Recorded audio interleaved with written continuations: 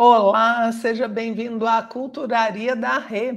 No vídeo de hoje a gente vai conversar sobre os banquetes da Ilíada.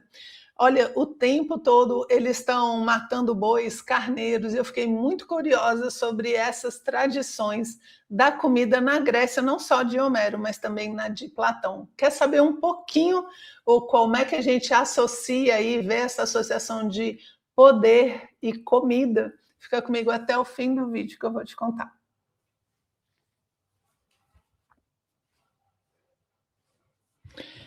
Gente, não sei se vocês já repararam, mas comida está muito associado a outras coisas sociais, que não só a nutrição. Às vezes é até um problema quando a gente quer fazer um regime, um negócio assim, e você tem todas as questões sociais, é festa de aniversário, é festa de casamento, é almoço de negócios, ou seja, a comida, ela está sempre rondando a nossa vida social. E muitas pessoas acham que isso começa hoje, e não é. Isso sempre foi assim, de certa forma. Mesmo se você pensar nos homens das cavernas, eles se juntavam ao redor do fogo, até por uma questão de segurança, né? E compartilhavam da comida. Então, quando a gente está vendo a Ilíada e começa a ver os banquetes que Homero fala, a gente é o tempo todo canto tem um banquete que alguém faz para alguém. E isso foi me deixando curiosa. E eu fui reparando que os estudos que as pessoas fazem sobre os banquetes da Ilíada vão mostrando, porque tem estudos sobre isso sim, gente, eles vão mostrando como essa questão do poder era associado ao tal dos banquetes, né, dessas hecatombes todas que eram feitas e ofertadas. Então, comer não é só comer é um ato social, no caso da Ilíada, quase um ato sagrado e cerimonial. Então, você não come de qualquer jeito, você tem um cerimonial para fazer. Você mata o animal, você faz churrasquinho, normalmente é no espetinho, né? Tem a grelha ali, você faz a comida, você oferece a gordura, né? Você joga no fogo dos deuses como uma oferenda, você joga o vinho no chão, que nem aquele cara que faz com a pinga, que fala, vou dar um pouquinho aqui para o santo. Lá na Ilíada eles também faziam isso com o vinho, ok? Então é a carne, o vinho aguado, tá, gente? Porque grego não bebe vinho sem água, é mais um refresco do que o vinho que a gente imagina.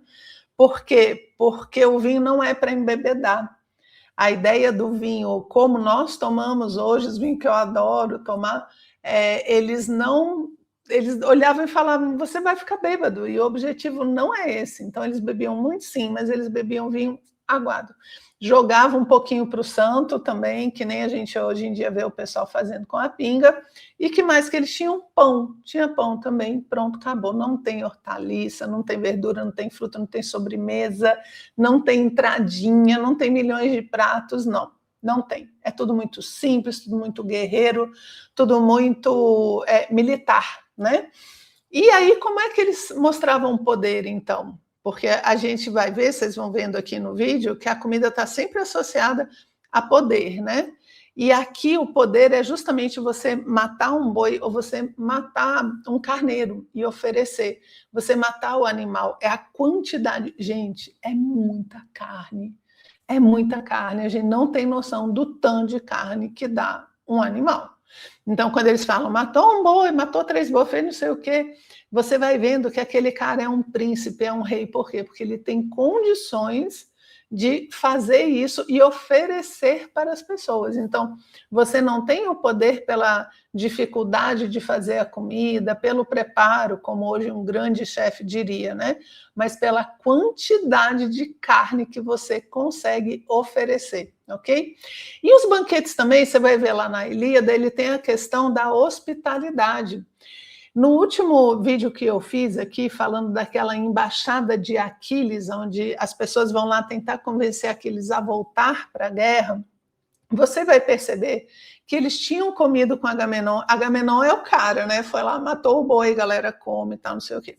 Aí não, manda embaixada para Aquiles, tudo no mesmo dia. Aí eles vão, andam um pouquinho, chega lá, Aquiles, que bom que vocês vieram. Pátroclo, mata um boi, aí mata o carneiro, vão fazer um festim.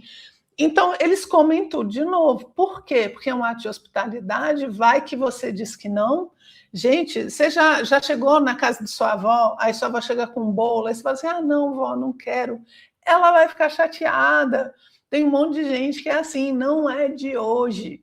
Então, se eles recusassem, imagina, eles mandaram uma embaixada para tentar fazer as pazes, e quando eles chegam lá, eles vão falar, não, aqui eles não vão comer não, vamos logo direto ao assunto. Aí é que ia dar problema mesmo. Então tem toda essa questão da hospitalidade relacionada à comida, tá? E um último detalhe que também é legal é que não tinha cozinheiro. Você não vai ver na Ilíada alguém falando, Agamenon falando assim, vem a chefe fulano de tal, vem o cozinheiro Beltrano de tal. Não. Quem faz a comida? Os próprios guerreiros. Nesse capítulo que eu estou falando, Aquiles fala para o Patroclo, né, que é o seu Patroclo, que é o seu primo, né, que está ali com ele, que é um excelente guerreiro. É ele que faz o churrascão ali para a galera, porque você não tem uma pessoa específica para isso. Daí também que a comida fica simples, né? Porque é difícil o cara ser bom em tudo, né? Já é um bom guerreiro, ainda vai ter que ser um bom churrasqueiro, né? Mas, enfim, é interessante a gente ver essas características do mundo grego antigo que Homero traz na questão da comida, ok? Aí a gente pula um pouco, vai lá para frente, uma Grécia aí clássica, esse apogeu filosófico, onde você tem um cara como Platão, né? Sócrates ali, a galera. E Platão tem um livro chamado O Banquete. E eu acho muito engraçado que quando eu comento isso com o pessoal, todo mundo fica assim meio de cara, né? Que o banquete, na verdade, o nome seria simpósio, né? Simpósio é beber junto. Porque a ideia era você tomar um vinho ali com a galera e ficar conversando sobre as coisas, sobre filosofia, que é até o assunto do livro, né? Então você estuda sobre filosofia, fala sobre política, fala sobre o que você quiser, mas o objetivo do simpósio é o diálogo que vem depois da comida. Essa ideia de banquete, eu já vou mostrar para vocês, vai vir lá na frente. Na Grécia, o banquete era, no mínimo, gente, sem graça. Eu não vou falar nada. Tudo bem que era grego. Queijo grego é uma delícia, né? Queijo grego é bom. Azeitona grega também é muito bom. O pão grego, bom também. Um peixinho ali, né? Meio assadinho, uma carne, talvez, pouca coisa, um pãozinho, acabou-se. Acabou o banquete. E o vinho, de novo, com água também, porque o objetivo é a conversa, não é encher a cara. E nesse caso, o que acontecia num banquete, que seria esse simpósio? Vem a comida, a gente come sem comer muito, porque o grego nessa época ele é muito preocupado com o autocontrole, que é todo esse desenvolvimento que a filosofia da época traz, né, de autocontrole. Então, ninguém enchendo a cara, ninguém enchendo a barriga, saindo lá estufadinho, todo mundo super mega controlado. Tira a comida, vem o vinho e a galera agora fica lá falando sobre o amor e tal, que é o que acontece nessa obra de Platão. Então, o banquete não é o banquete cheio de comida que a gente pensa, não, tá? Eles eram bem regradinhos. E tem até uma história que se conta, não podia deixar de contar essa, de uma sopa preta, negra, que os espartanos eram obrigados. A gente fala obrigado porque para a gente é um horror esse negócio, né? Mas que eles tinham que tomar realmente todo dia à noite numa refeição conjunta que era feita. Então, todo dia à noite. Se você fosse lá em Esparta, não importa o dia da semana, você ia chegar e ia tomar o tal do caldo negro. Caldo negro, carne de porco, vísceras de porco, sal e vinagre. Aí conta-se uma vez que chegou um cara lá de uma outra cidade e foi jantar com os espartanos, que quando ele tomou esse caldo, ele falou a seguinte frase: nossa, agora eu entendo por que os espartanos não têm medo da morte. Cara, devia ser muito ruim esse negócio.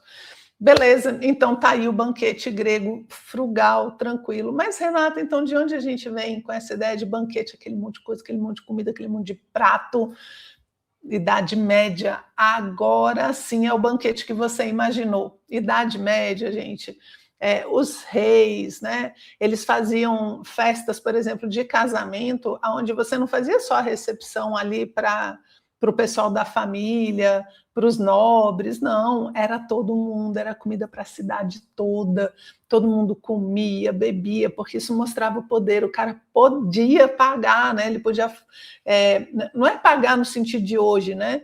Mas você podia oferecer isso tudo, então ele mostrava a comida como um sinal de poder, tipo assim, ó, eu vou fazer com que vocês passem bem durante 3, 4, 5 dias, sei lá, depende do casamento de quem era, né? E agora sim, você tem milhões de pratos, diversidade, entradas, sobremesas, esses doces confeitados, todas essas coisas vão nascendo aí na Idade Média para frente e não tem nada muito de autocontrole, não. Se você quiser saber como eram os banquetes dessa época, um pouquinho depois, Leonardo da Vinci, ele tem um livro de receitas e ele tem um livro de etiqueta, falando da etiqueta nesses grandes banquetes. E ele falava assim, se você for alimentar o seu cão durante o banquete, faça debaixo da mesa, não em cima, né? Ai, meu Deus. O banquete da Idade Média devia ser um negócio fora do comum. Ah, sim, e aquele negócio do porco inteiro, um fazão inteiro, aí chegava lá, colocava as comidas bonitas, né, parecendo que o bichinho estava lá com as peninhas tudo, mas o bichinho já estava assado, e também as especiarias, porque era muito caro, gente. Você vai trazer as especiarias do Oriente, canela, pimenta, noz moscada, e usar isso na comida era tipo assim, muito mais do que os talheres de ouro que eles podiam usar, era o tempero da comida que eles utilizavam. Então, você vai associar o poder agora à abundância, a esse refinamento, essas coisas difíceis de conseguir, difíceis de fazer. Agora você tem grandes cozinheiros, né, que cozinham para os grandes reis. Aí vem a ideia do banquete que nós temos, tá bom? E aí você vai pensar assim, ah, mas hoje é diferente. Gente, não muito, não muito. A gente continua fazendo da comida um ato social, um ato de partilha. Fala a verdade, né? Quando você está ali, convida alguém para comer na sua casa, jantar com você está comendo junto com aquela pessoa, partilhando o alimento, a vida, aquela energia. Nós somos iguais nesse momento, né? Isso é muito legal. A gente continua ofertando. Quantas pessoas não fazem uma oração antes de começar a sua refeição? Quantas pessoas ainda não dão uma pinguinha ali para o santo? As coisas continuam, elas vão tomando outros formatos, talvez, né? E o simpósio, você pode ver o simpósio hoje em dia como aquele happy hour, ou então aquele almoço de negócios, ou aquela degustação de vinhos que você chama os amigos, né, para degustar um vinho, comer um queijinho, ficar conversando. São os nossos simpósios modernos, né? E hoje talvez a gente não ofereça como Agamenon, Aquiles, Ulisses, né, um boi inteiro para as pessoas, mas você pode às vezes contratar um chefe. Você pode chamar as pessoas para, olha só, se você quiser dar aquela ostentada medieval, para um restaurante com estrelas Michelin, né? A gente também está sustentando aí. E se você for reparar, a partir de hoje, presta atenção, a comida está sempre no centro das coisas. Eu lembro quando reis e rainhas, né, príncipes, princesas se casam, todo mundo quer saber quem é que vai fazer o doce, quem vai fazer o bolo, né? Quem é que está fornecendo salgado para aquela embaixada, né? Que em Brasília tem muito disso, aquela embaixada, que tal gostoso aquele negócio. E hoje mesmo, aí agora é matador, olha só, hoje em dia é muito comum você fazer uma festa e ao invés de arrumar o ambiente todo, você arruma só aquele espaço das fotos, não é? Então, sei lá, a criança está fazendo 6 anos de idade e ela quer a festinha da Frozen. Então, a gente faz aquela parte, né, da Frozen, a menininha vai de Frozen e tal, tudo para tirar a foto e registrar. E o que tem lá? Comida. Comida. É o bolo, é o docinho, é comida que está ali, junto com as fotos que vão eternizar o aniversário daquela criança, não é? Então, a gente tem essa relação. E eu acho, né, que isso nunca vai mudar. nunca vai acabar. Pode mudar o jeito, mas a gente sempre vai ter a refeição como partilha, alguns como demonstração de poder, né, de abundância.